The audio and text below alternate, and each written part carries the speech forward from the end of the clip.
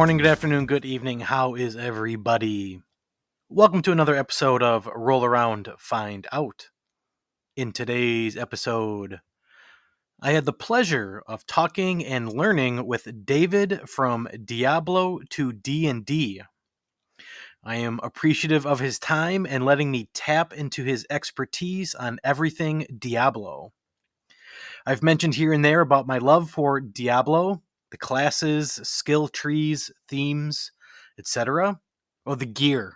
I gushed on Diablo gear. And so any attempt I would have to make a Diablo TTRPG is just dwarfed by what David has done. His knowledge and passion are evident throughout. I'll have his contact information in the description, and you really should go and follow him. I hope you enjoy listening to this conversation as much as I did having it. Welcome to the show, David of Diablo to D&D. How are you today? Oh, I am doing just fine. I spent some time sleeping and woke up, and now I'm here. 11 o'clock for you. Is this early? Can be, or it could not be. It really depends on what time I went to bed last night. Sure. Which for me, it was like 2 o'clock, 2:30. Sure. It's my day off, so. Well, tell everybody what you're about, the Diablo to D&D process and everything else. Okay. Hello, everybody. I am David, and I run the Diablo to D&D YouTube channel. I have been adapting the official crossover from 2000 and 2001 between Diablo and Dungeons and Dragons into the new edition, which is currently 5th edition, and when the new rules release in 2024, I will be updating the crossover into those rules to see level progressions and whatnot. Have you been snooping around on the new rule set? Oh, I have been paying very, very close attention. My preferred job would be game designer, and this is a passion project for me. I don't expect to make any money from this, but I've been kind of trying to build up a portfolio to make myself look a bit more attractive to third-party creators so that I can present myself and hopefully get a job. I mean, from what I know, you're off to a good start. You're doing some pretty awesome stuff. Thank you. First official question I have here is, what is your history with Diablo? When did you start or first hear about it? Well, let me introduce you to my introduction to Diablo.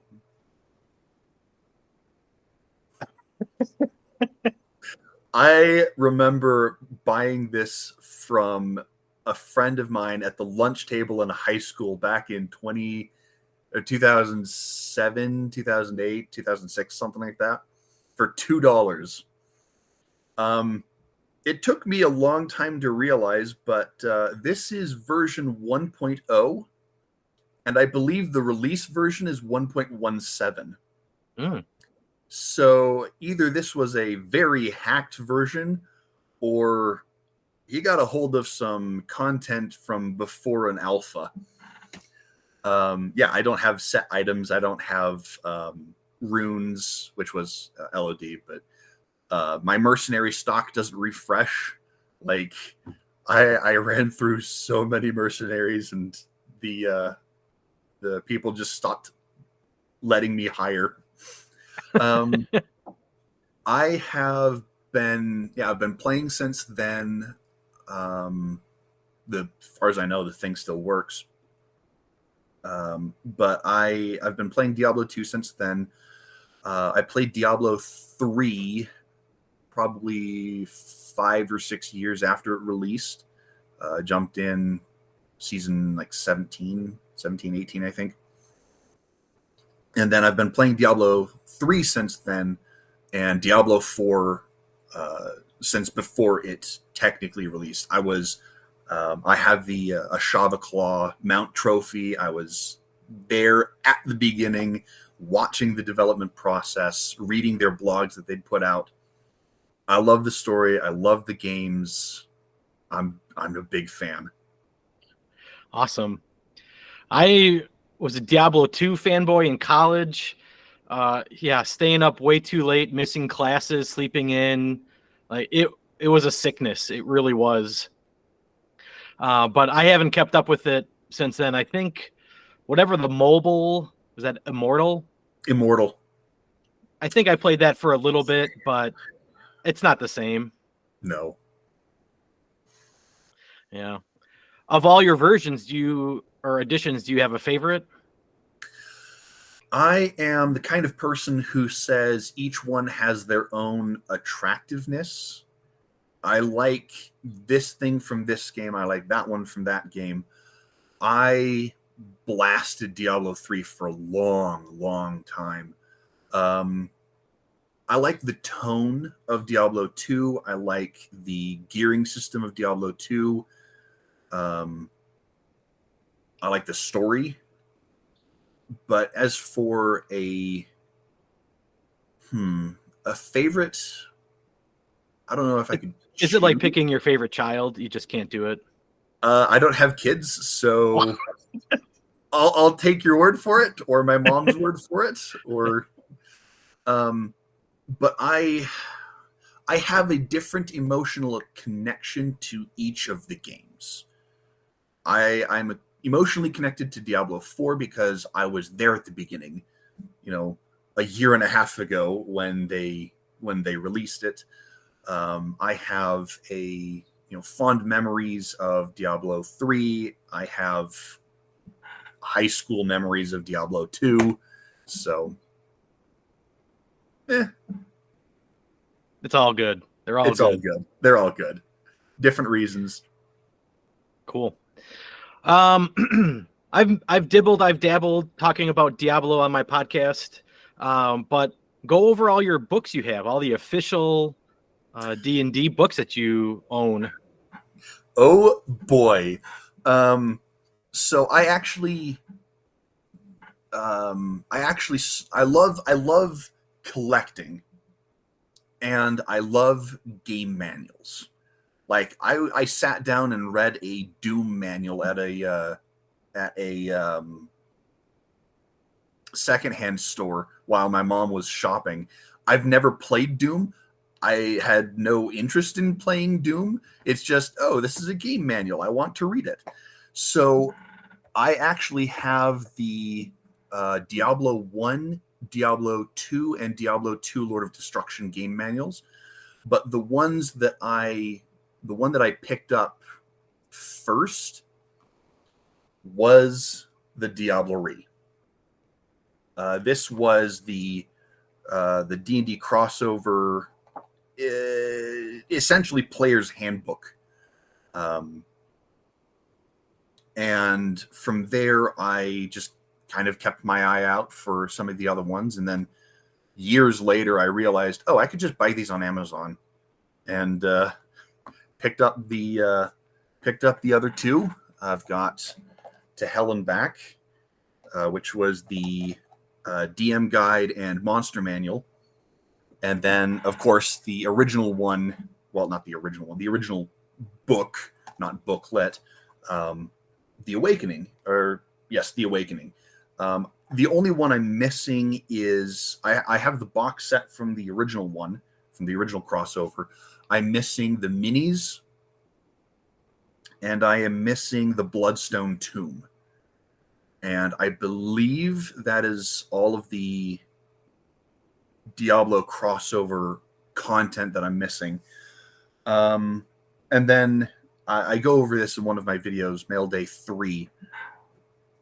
But I picked up the Player's Handbook, the Monster Manual, and the Dungeon Master's Guide for 3rd edition, so that I understand the context of what they were actually building in the Diablo Re and To Hell and Back. And let me tell you, it's like opening the book to the universe. It was a foreign language, and then suddenly, oh my goodness, things make sense. This is what power attack is, and cleave, and great cleave, and it's been fascinating to watch or to see going from fifth edition back to third. I'm much more familiar with fifth edition, even though I played briefly in third edition. But it is amazing to see. Oh, this is this ability that they moved into this feat or this feature. Power attack became your great weapon master and whatnot. Let's see. I think that's all the actual materials that I have.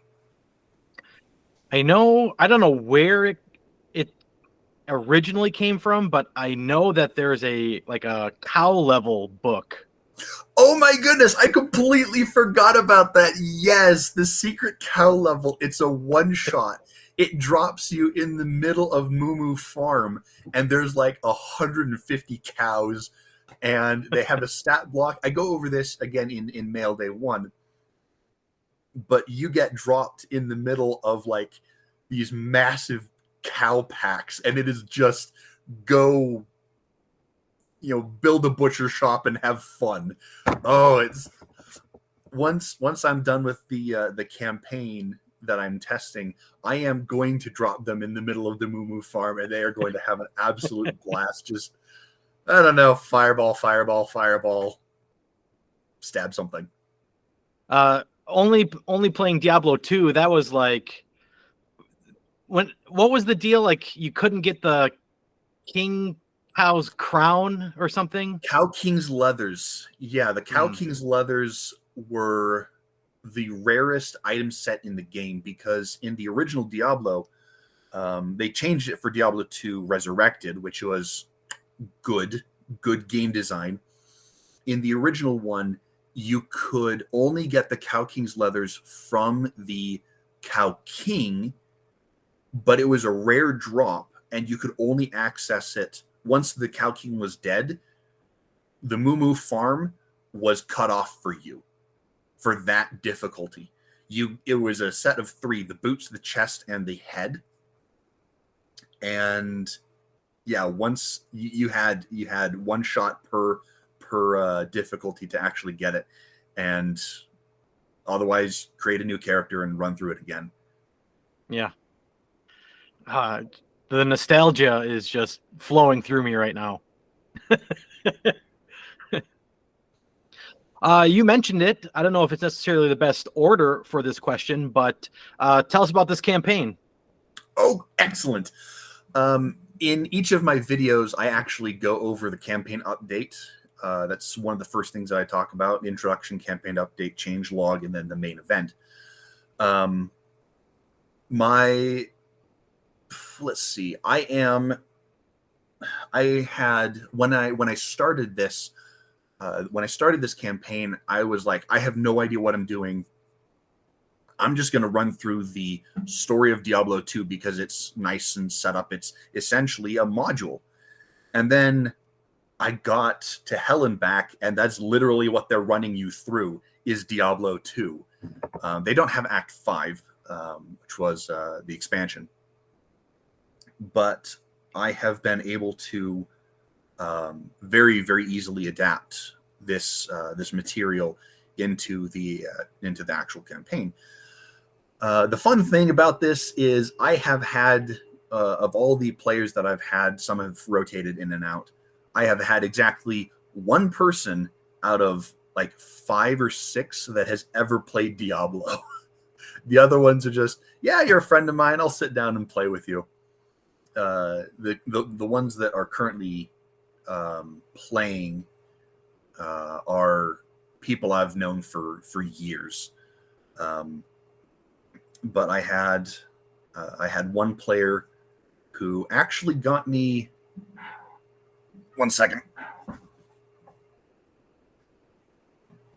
I completely forgot about this.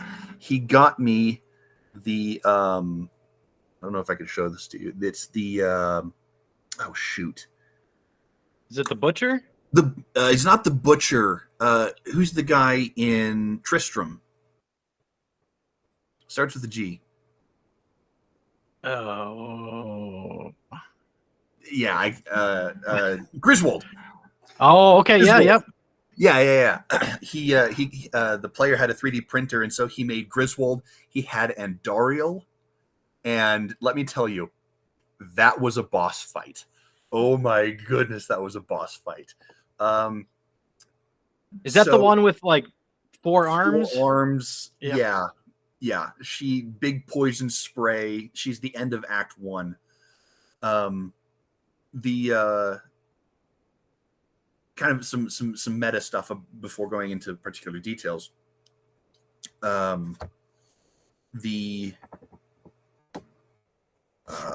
have told my players things are going to change. This is a playtest. Things might get tweaked, perhaps in the middle of a session. The Andariel fight, the Andariel stat block changed significantly in the middle of the fight. She went from being a, pretty decent CR4 creature to having legendary actions and like double the hit points. And this was a genuine boss fight. This felt like, oh, you're level 15 and you're facing down the Lich and whatnot. It was phenomenal. Oh, it was so much fun. Beyond that, the campaign has been going fairly smoothly. They're currently in the Arcane Sanctuary, and I've had to tweak a handful of things because with the, let me just show it to you. Let me just show you the structure of how the campaign is going.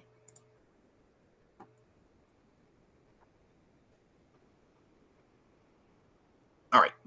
So these are the content files. I'll talk about how to get to them later. DM notes. So what I have done is, you can see I've got my Act 1, Act 2, 3, 4, and 5 quests. And then I've got them set up. You've got 4 quests each act, give them a level up. And then, of course, have they taken it and have they completed it? So the Forgotten Tower, which was the Countess, I believe, and Tools of the Trade, which was returning the Herodric Malice to Charcy, those do not offer level ups, but they do offer loot and benefits. And these terms are coming back to me. That's good.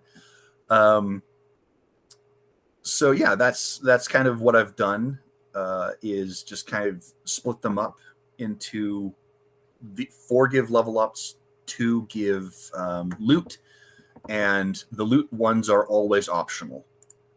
But I've had to tweak and massage and kind of give them as options rather than as I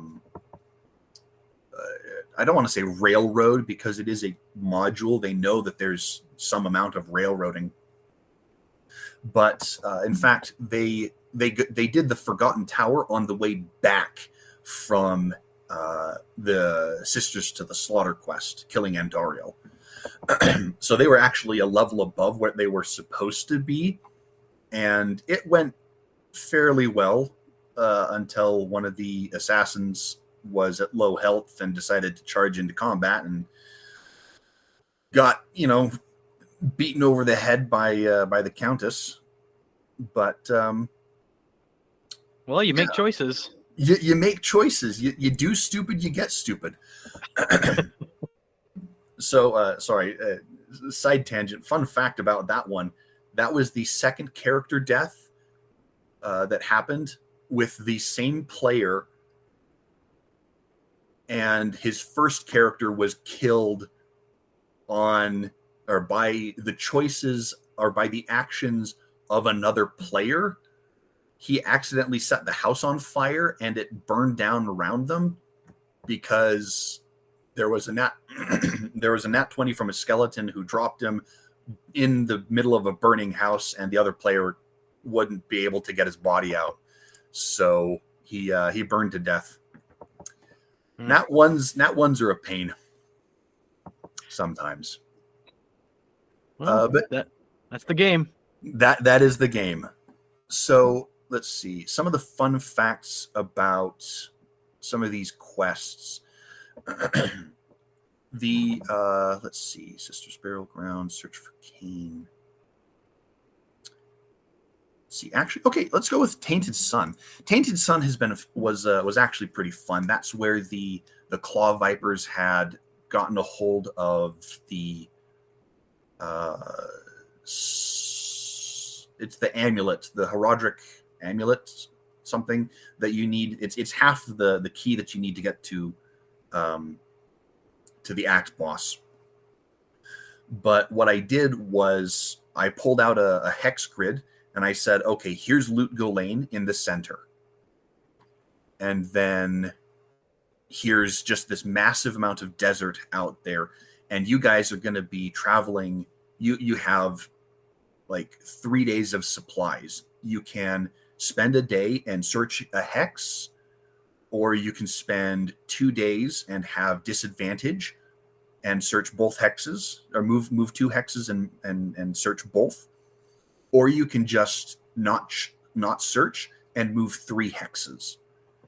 And they had little way stations out there to find the different altars that the Claw Vipers had set up. So they did a hex crawl for that one. Some of the other ones that they haven't, let's see, they're currently on the Summoner.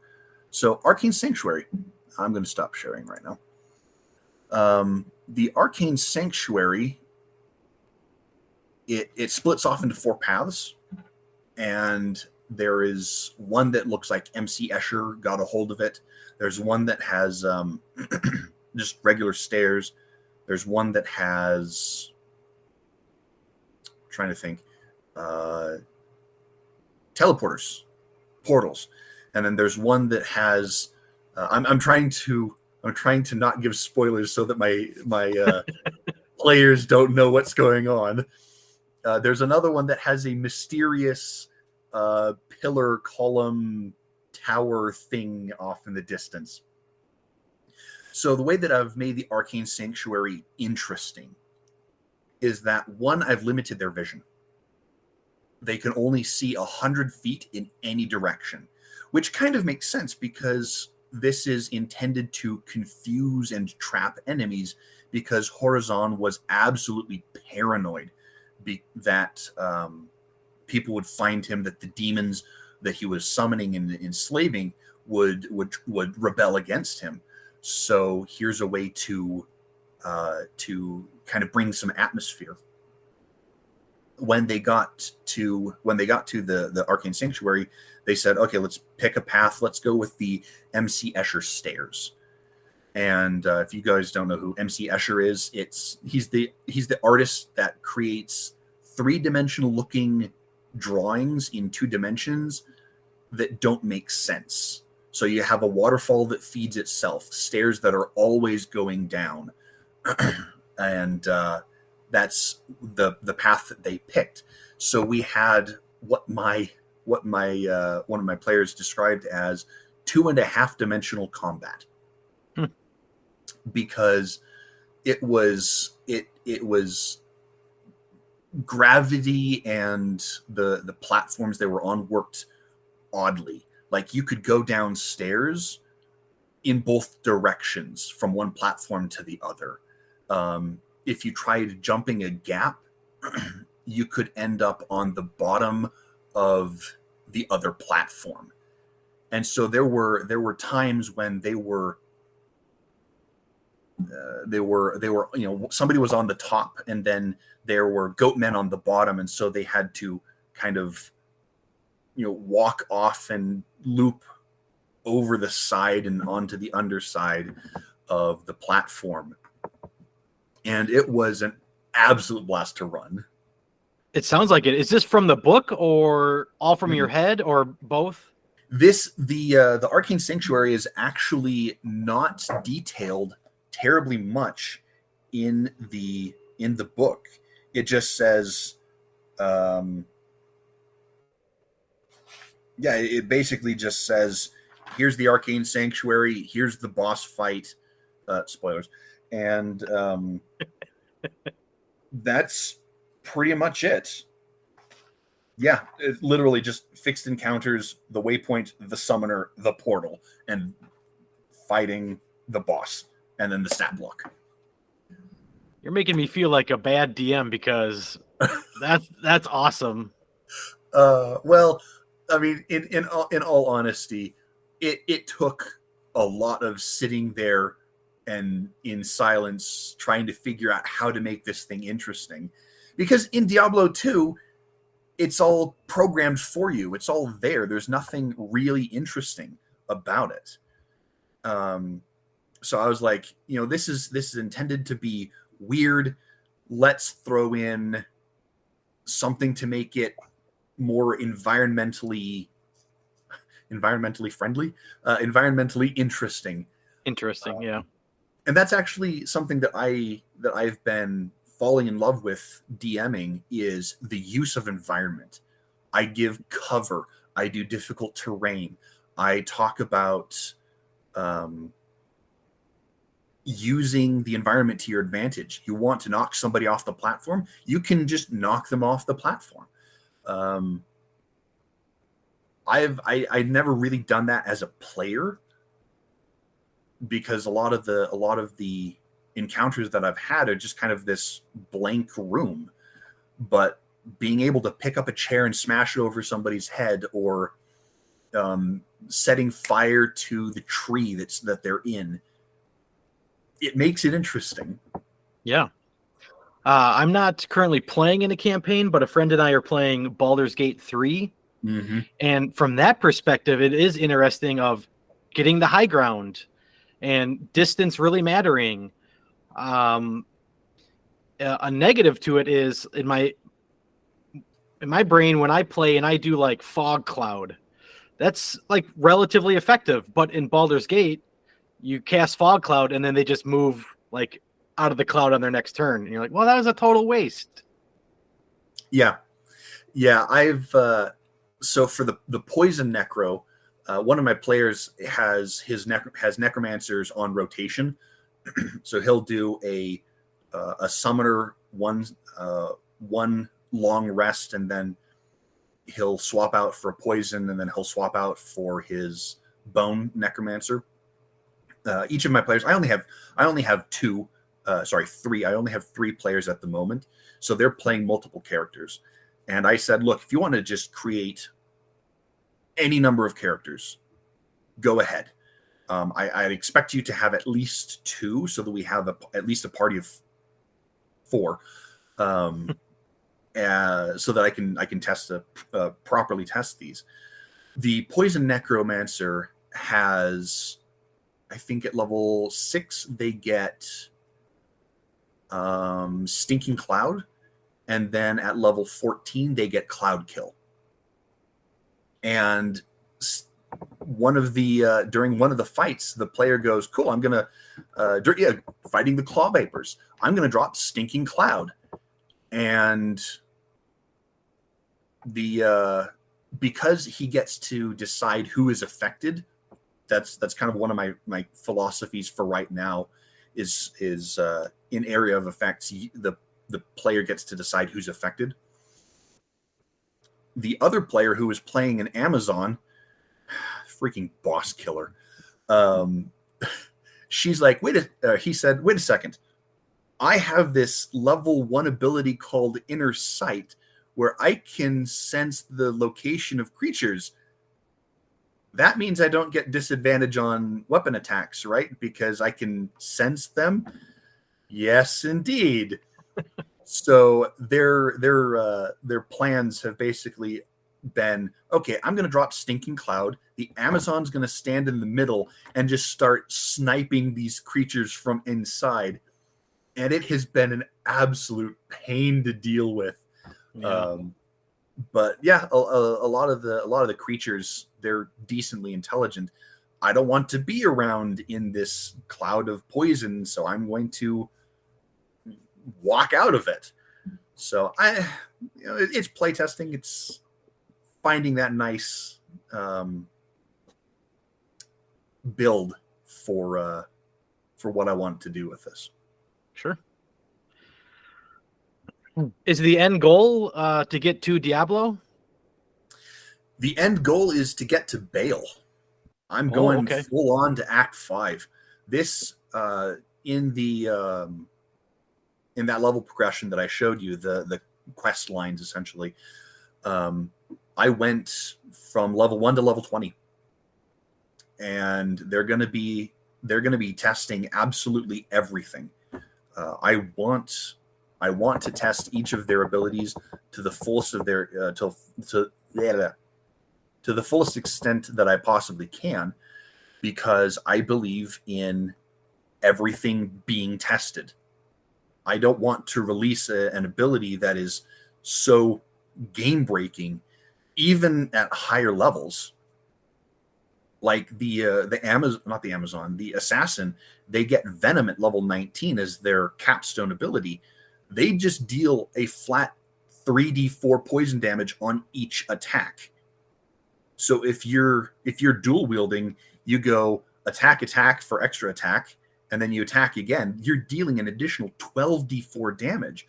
Is that balanced? Is that too powerful? You're level 19. Who knows? Sure. I think the highest I've ever played is, whatever the statistical average is, level 11. Yeah, 10 like or that. 11. Yeah, so I'll just trust the game designers that it's balanced, but kudos to you to actually go through with all of it. The first character that I played, like in an actual campaign, I took to level 20. Now, that was largely because the DM had a system called player experience points. Anytime the player did something awesome, one of the other players could say, I've got a stack of like 5 chips, and I'm going to give you an XP. And so I use the environment to my advantage. I put the bucket over the person's head and smash it with my hammer. Something interesting. Here's an experience point for being creative or for good role playing. And we could turn those in for items, for levels, and whatnot.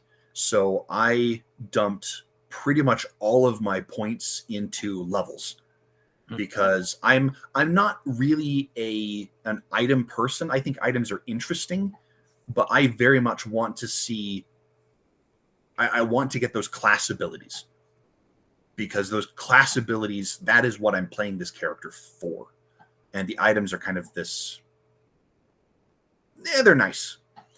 So yeah, by the end of the campaign, I was level 20, and I had 3 magical items.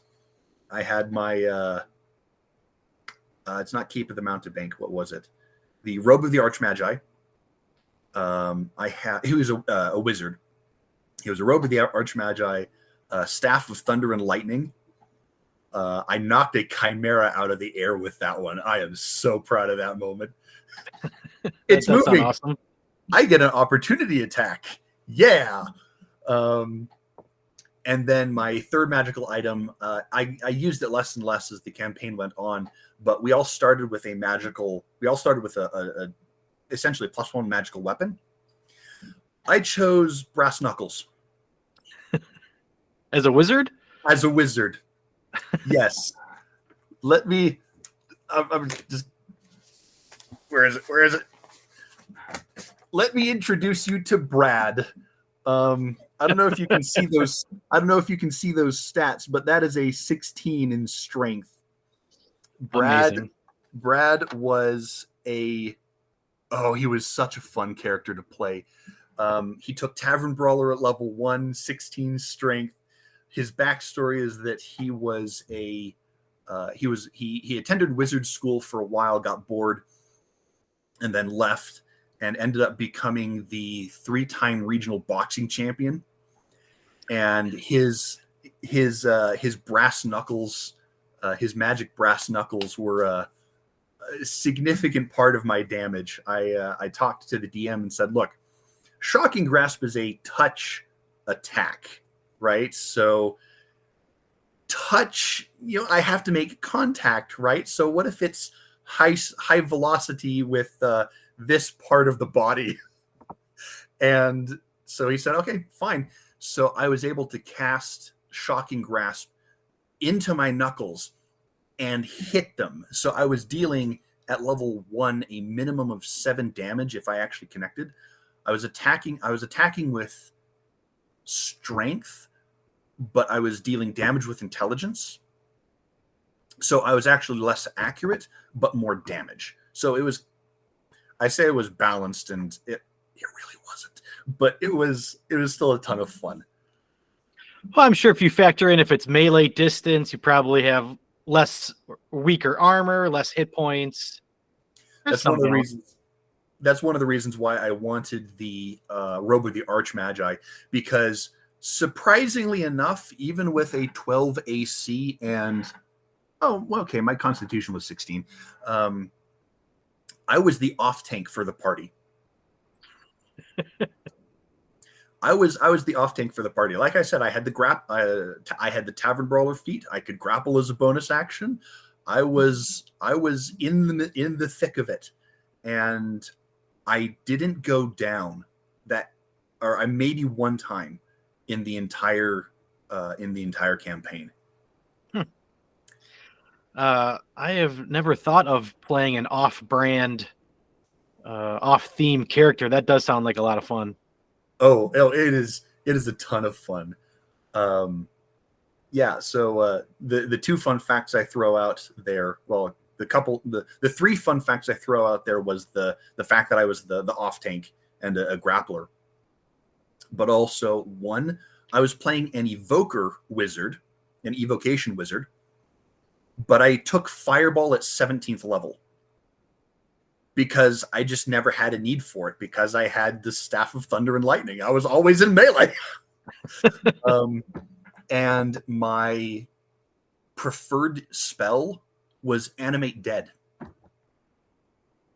To get more buddies? To get more buddies. We one-shotted, well, not one-shot, but we one-rounded a Hydra that the DM had set up as the boss, because we move into this castle tracking down this vampire lady, and there were bodies everywhere in the basement. So we spend 3 days building up this massive army to fight this Hydra.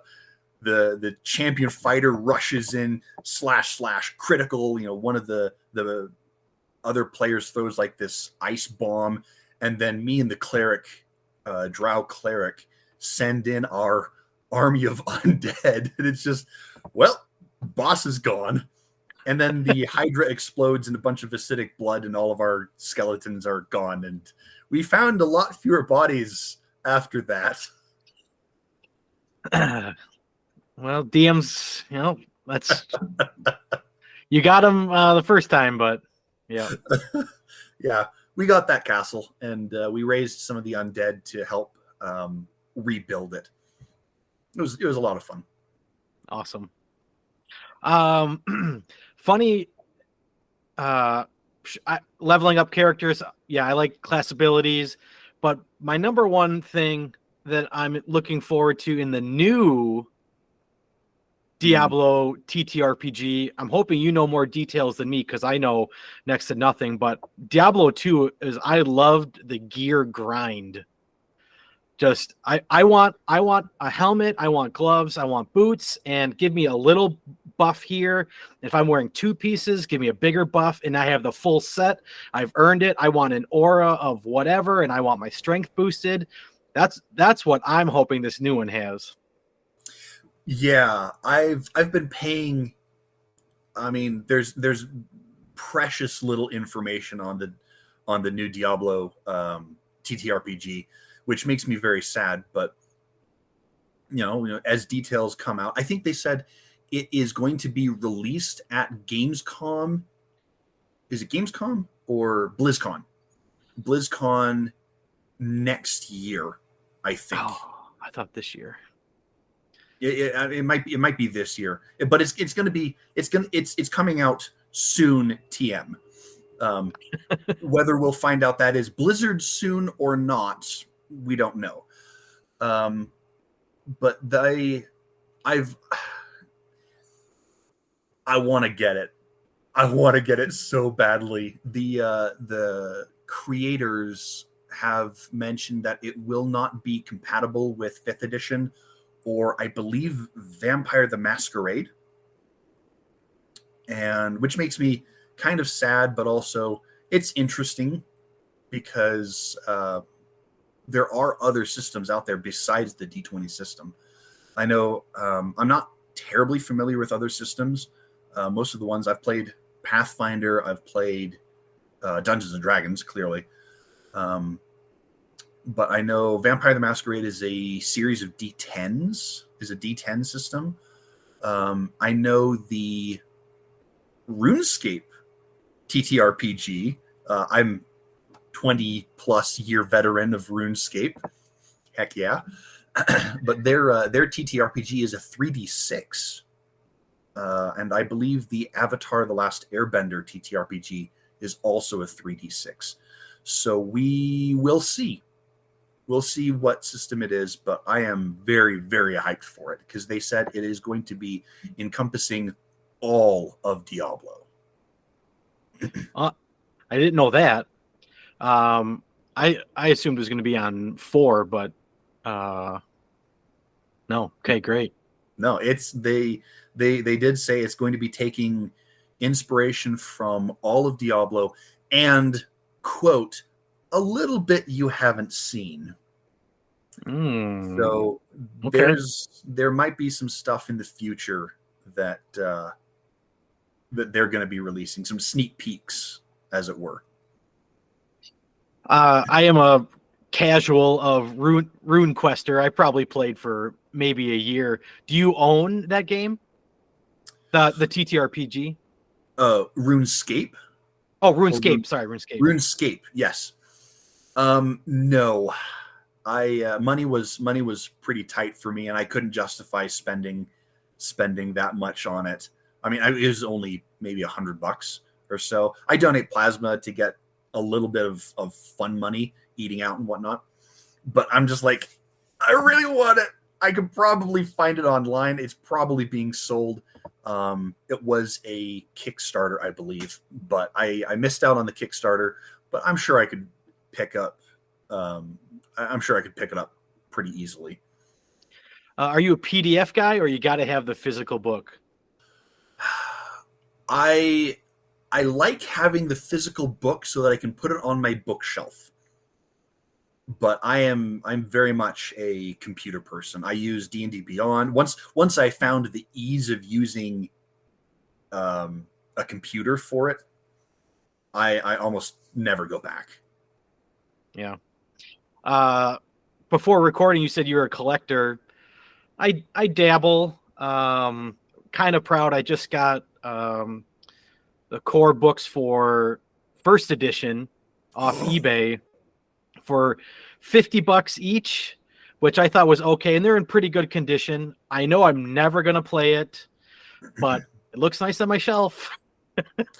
Yeah, I was at a yard sale a couple years ago, and I found AD&D books, 10 AD&D books, and I bought them for $1 a piece. Oh my god.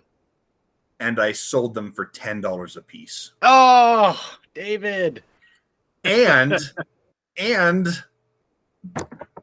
they had the Cthulhu mythos. Oh. It was one of the first printings of the I don't know, Gods and Monsters, I think. And I sold it to somebody who actually runs AD&D. So like I know they're going to good hands, but Oh, I probably selling your birthright for a mess of pottage. Just it hurts me now. That's bad, or too bad. Well, at the end of the day, you came out ahead on it. Yeah, I made money. I still Yeah. have some of the minis though. I have to get the basic box set, and then my collection will be complete. Very Just the nice. core books. I don't need the Fiend Folio and those other things. I just give me the core books. That's all you need to run. Yeah, which I never will. Again, they just look good on my shelf. Yeah. It's absolutely surprising that Gary Gygax had intended D&D to be played via mail. Mm. I only have one source for this, so don't quote me on it. But originally, D&D was supposed to be you write down what you wanted to do and mail it to your dungeon master, and then he'll mail you back and say, "This is what you do." There's a term for it that I forget. It might just be play by mail or play by post, I think is what it's Yeah. called. Yeah. I have a friend that would do any Dungeons and Dragons with me. Another friend that he just doesn't have the time. He's interested in it, but just doesn't have the time. And we tried this for a while. It didn't ultimately work, but ever heard of the app Dungeon Realm? I've heard of it. So I'm very casual to it, but just anybody, you and anybody that's listening, it's totally worth checking out. It's like a play by post, but it's text messaging and it has dice rolling built into it. Interesting. It's been a while, and I think it's still in beta, so I don't know what new things they've added to it. If you can, like, plug in a character sheet and get bonuses for if it's a strength check. It's been so long, but if you have a friend that can't play virtually or in person or just doesn't have the time, you talking about that reminded me of Dungeon Realm. Yeah, that's kind of I don't have a ton of time, but I've got 10 minutes on the bus or something like that. Interesting. Yep. Interesting. Anything else you want to brag about, the things that you've made? You had mentioned that it's not just for Dungeons and Dragons, you're working on other stuff. Yes, actually I have let me pull up let me see. Let me pull up some of my other creations. Let's see, present. Let's go with this one, share.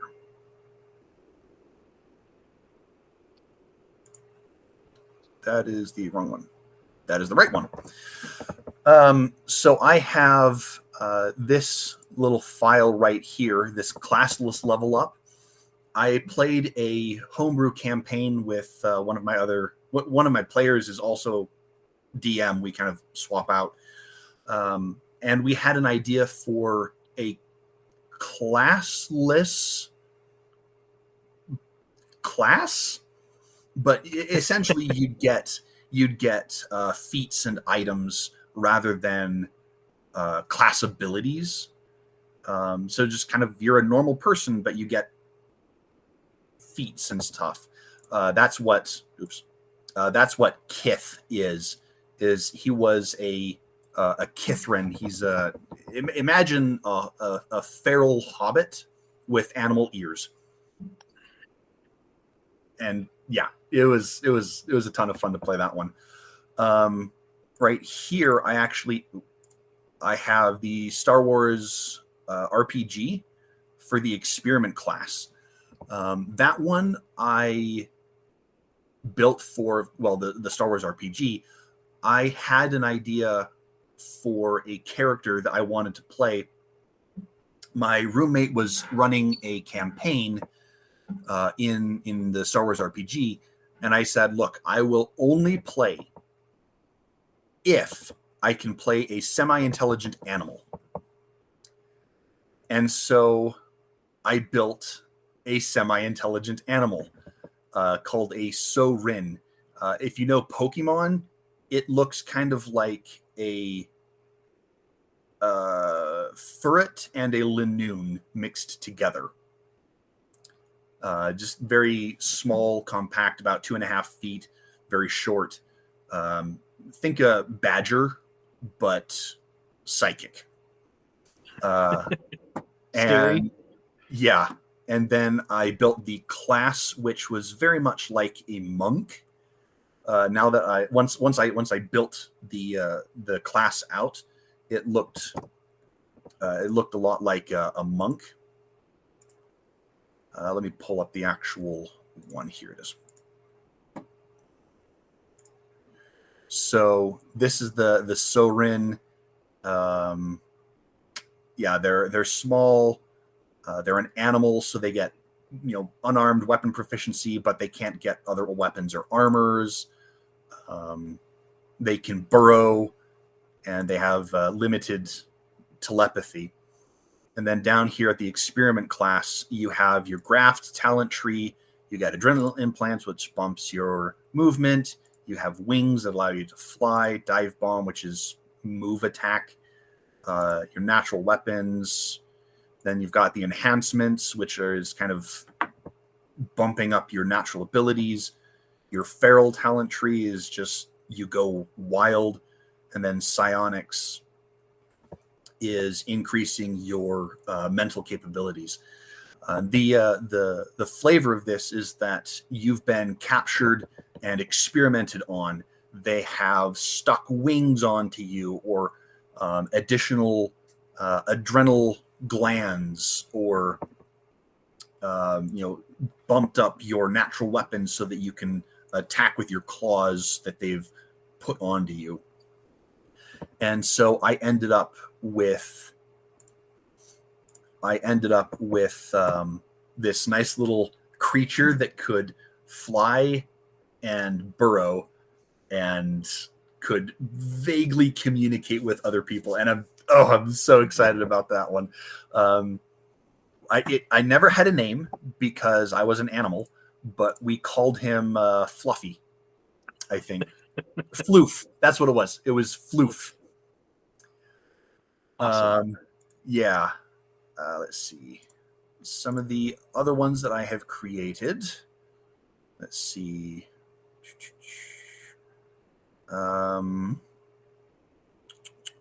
I had an idea. I brainstormed a pit fiend paladin with one of my other friends, building a pit fiend race, playable race. It says Pathfinder here. It was Dungeons and Dragons.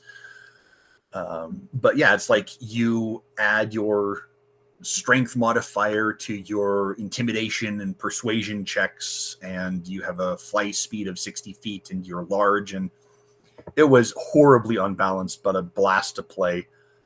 Right here, I've been wanting to build a dual-wielding shielder fighter. And it's things like your protection fighting style has an increased range of 5 feet, so you can protect somebody 10 feet away from you.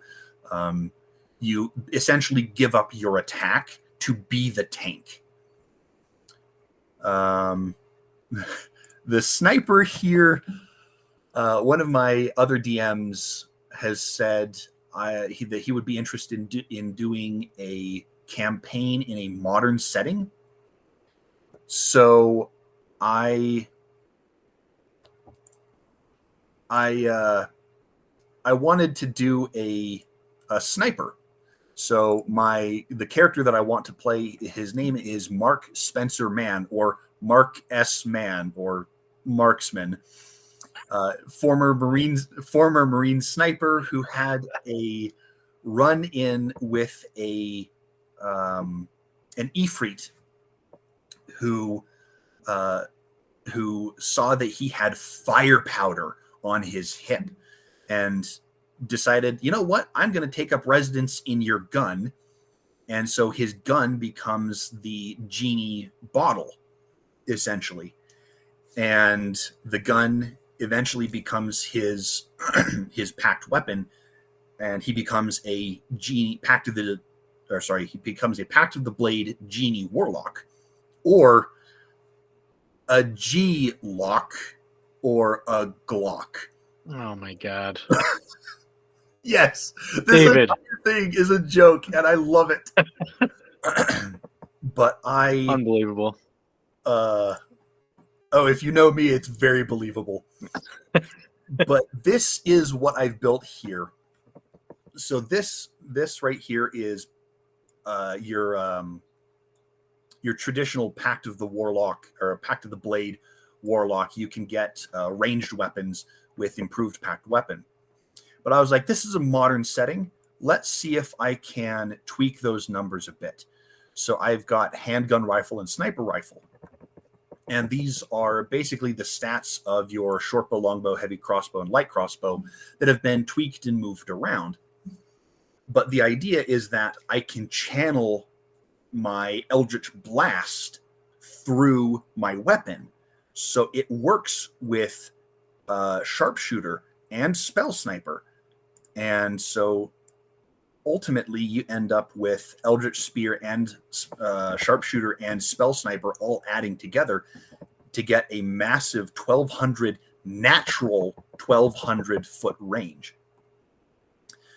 And then this last little bit right here is if I had my way, here's some of the tweaks that I would put in. And I basically inserted the special property.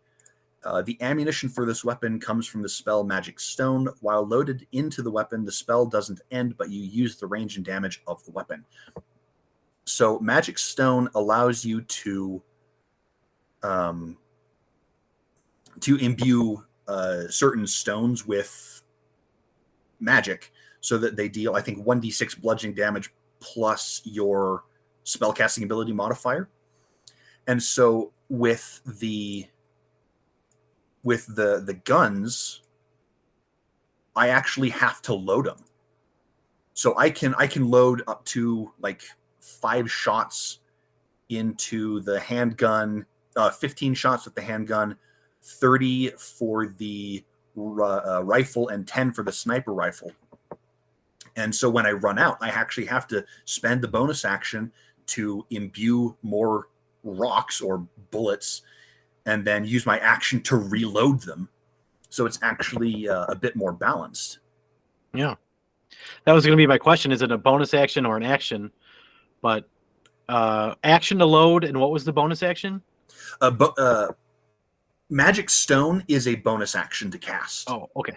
Yeah, so the intent is you cast Magic Stone, and then you can throw it. But in this case, it would be bonus action, cast, action to reload. Got it. And of course, you can go into combat or after combat and reload your gun so that you have it prepared. Sure. Awesome. Yeah, I think there's one final thing here. Yeah, the Sorcerer Bloodlines. I'm currently playing a Sea Sorcerer, but this one right here, the Undead. Oh, I am so proud of this one. This is the Undead playable races. I have a Ghast, a Ghost, a Ghoul, a Shadow, Skeleton, Will-O-Wisp, and Zombie. And I literally just went through the monster manual and said, which one of these could possibly be an adventuring character? And this is for 5th edition? Yes, this is for 5th edition. I actually have played a skeleton. That's what the Smolders on the previous screen. Smolders character sheet is I played a champion fighter skeleton who ended up after it was a short campaign, just kind of having fun, and he ended up with abilities and magical items that allowed him to crit on a 16 to 20 and could fire 6 shots down range per turn, because he had an enchanted quiver with Swift Quiver, which is a ranger spell, but I could make 2 ranged attacks as a bonus action. And level 20 fighters get 4 attacks as their action. So yeah, 6 attacks. He was a howitzer. There we go. He was a howitzer. Beautiful. I love this no gut and scavenge for parts. That's amazing. Yeah, the way that I built these undead is that you kind of have a massive benefit, but you also have a massive detriment. So, well, for most of these, yeah, for like the ghost, you have no gut. That consumable potions and healer's kits have no effect on you. You are incorporeal, but you also have a built-in resistance to bludgeoning, piercing, and slashing from non-magical attacks. So you are actually a bit more tanky, but you just can't wear armor. You can not wear armor. You can't use potions. And the one that has been, the shadow. I'm very, very proud of the shadow, especially that parasite cloak. Of when you get dropped unconscious, you can attach yourself to somebody, and then the next round you can deal a little bit of damage and regain consciousness. Very, very handy. But the let's see, what was it? Oh yeah, the skeleton damage, vulnerability, bludgeoning. But if you drop to 0 hit points, you automatically stabilize. There's no death saving throws, unless it was from a magical or critical hit. But the one that's been driving me absolutely crazy is trying to figure out how to do this stupid will-o-wisp. Because you can't wear or carry anything. So, no armor, no weapons, but you're an adventurer. How does that work? I'll give you a hint. Unarmed strikes. So, given the fact that you get +3 dex and +1 wisdom, monks would be very, very nice as a will-o-wisp, or the will-o-wisp would be very nice as a monk, or an aberrant mind sorcerer, because aberrant mind sorcerers can spend sorcery points to cast spells, and you don't use. Oh, that's right. I changed it. Yeah. It used to be that you couldn't use the somatic components for spells. I took that off. So you can cast spells, they just can't have a material component. I'm going to ask an embarrassing question. Part of this podcast is to learn, and I definitely don't know everything. Will-o-wisp is a fey creature, correct? It is classified as undead, but in many mythologies, they are. In the monster manual, they are classified as undead. They are the souls of people who have died in swamps and bogs and whatnot, and they lead people off the path to their demise. Fae, there is in some mythologies, I suppose you could say that they are fae. There's a lot of overlap of fairy.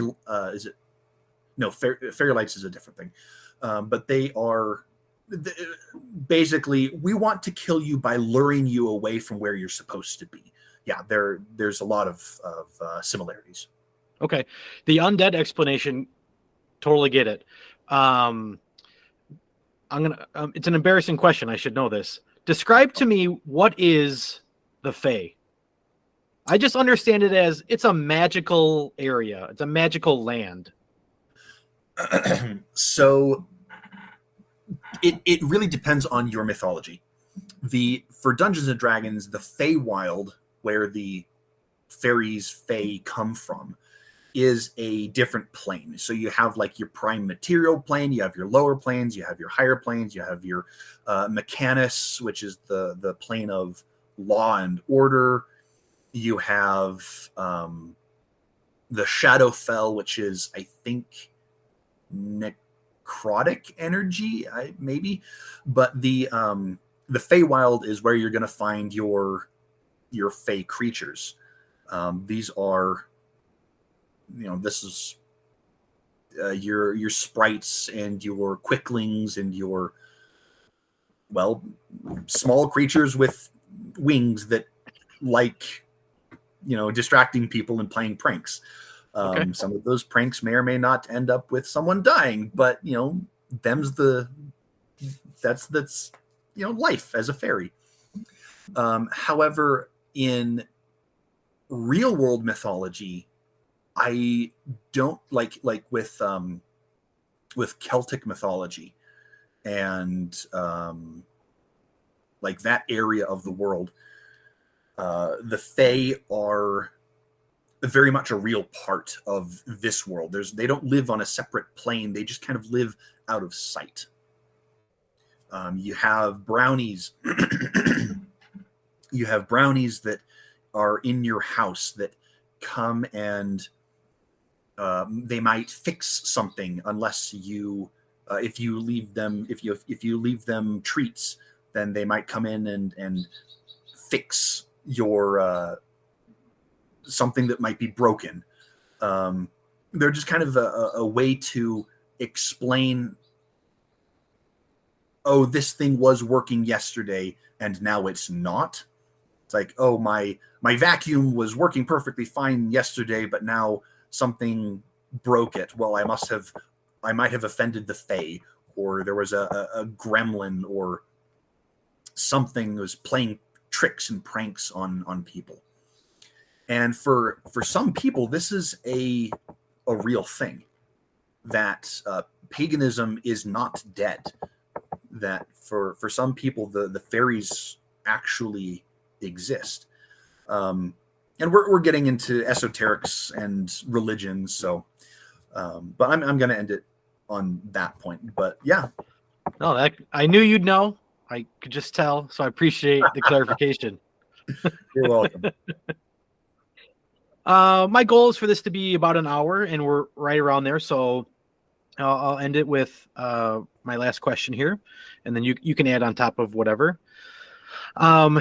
Is there any dungeon master advice, a cool idea, a cool one shot, something that you're like, hey, this idea is in my head. I tell people all the time they should be doing this, and anything you got, help out some listeners with a cool idea. The first piece of advice I would say is listen to your players and set expectations. If my roommate, whenever he starts a new campaign, he sits everybody down and he pulls out a sheet for everybody and says, "What are you okay with?" And it's kind of it's called a content agreement form, and it's things like, I am okay, uncomfortable, and do not want on different topics, child violence or violence against children, rape,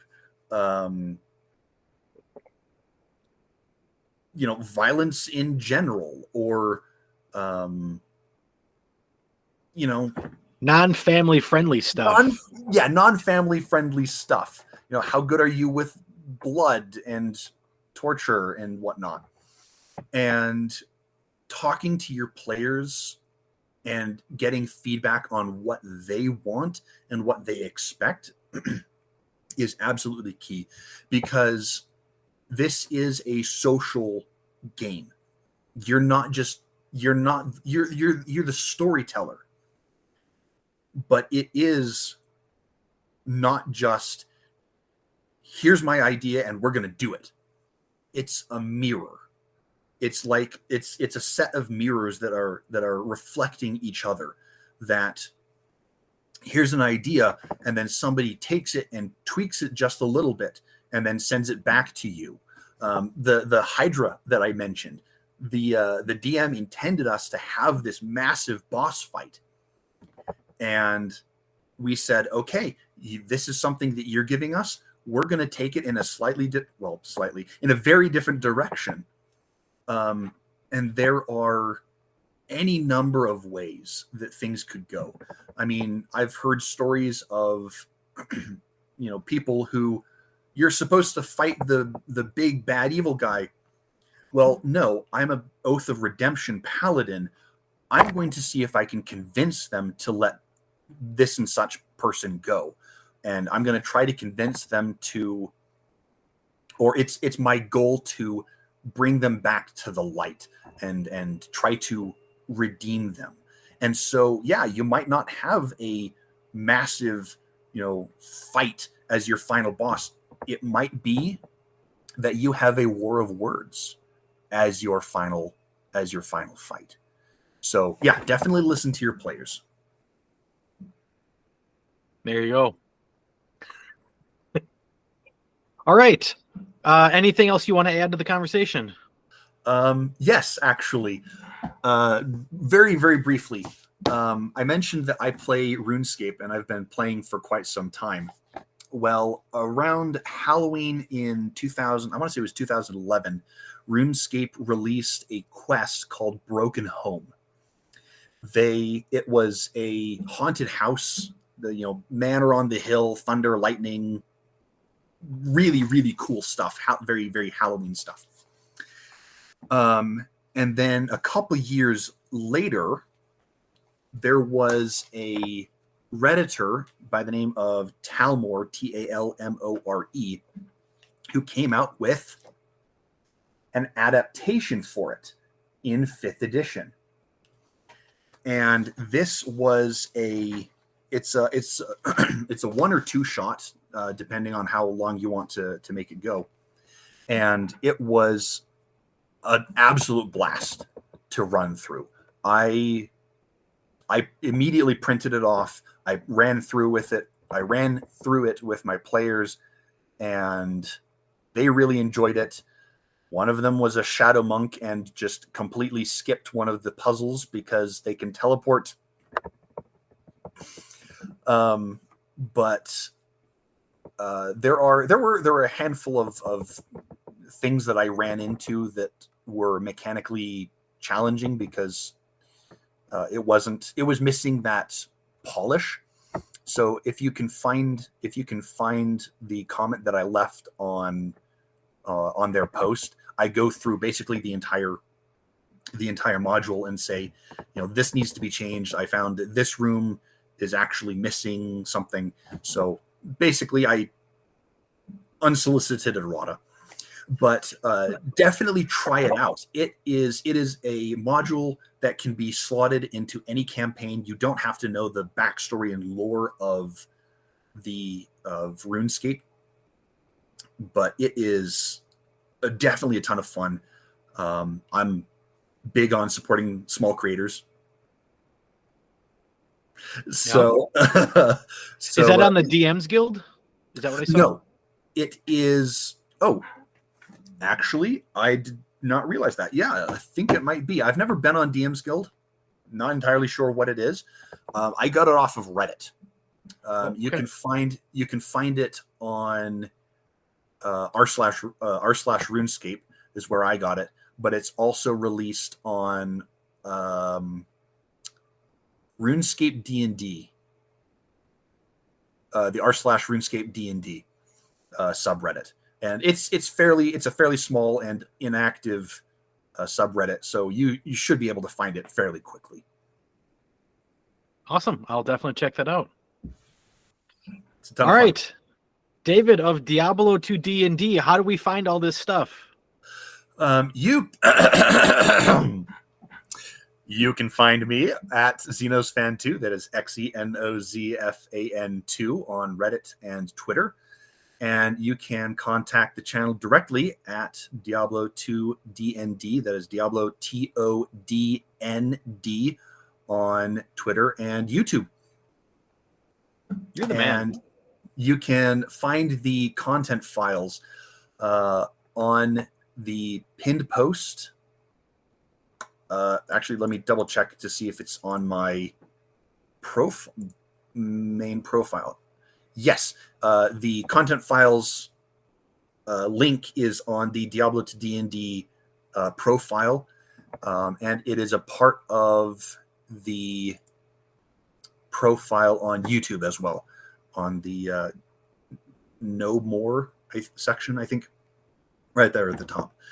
You do need to have a Microsoft account, which makes me very sad. I know Google Docs is probably better, but I do like working with OneDrive because I know Microsoft Word and I'm used to it, and I don't want to have to learn another system. You know more than I do. I'm gonna actually see. Let's see. I am not signed in, and I thought I downloaded something because I saw you had posted that. Yeah, I know it's a pain, but okay, we'll leave it as you're right because you probably are right. I thought I got it without an account, but maybe I signed up. I'm a teacher and I've got accounts everywhere, so maybe I was got it on my teacher account. All right, David, Diablo to D&D. I appreciate your time. Learned a lot. Super smart, super creative guy. Thank you.